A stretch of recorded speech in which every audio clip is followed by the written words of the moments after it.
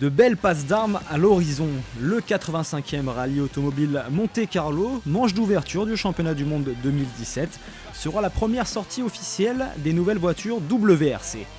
Et avec la réglementation technique imposée aux équipes, autant dire que les moteurs vont encore davantage vrombir sur les routes, on l'espère, enneigées de la région. Leur apparence va être considérablement revue, tout comme leur performance.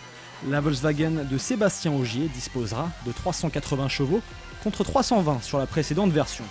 Une fois encore, le Français, vainqueur des 3 dernières éditions, sera particulièrement attendu. 10 des 16 épreuves spéciales se disputeront dans le département des Hautes-Alpes, cher aux Gapençais.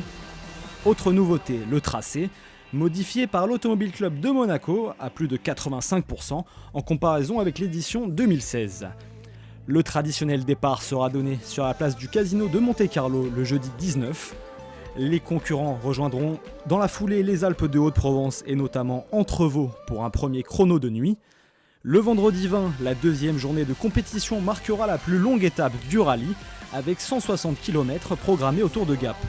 Le samedi 21, 120 km attendront les équipages avant leur dernier passage par le parc d'assistance de Gap et leur retour en principauté.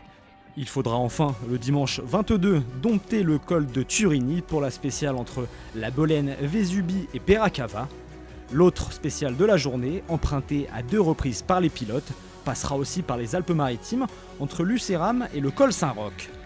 Après une saison 2016 de transition consacrée à développer sa nouvelle auto, Citroën alignera des C3. Autre retour attendu, celui du constructeur historique Toyota après 17 années d'absence.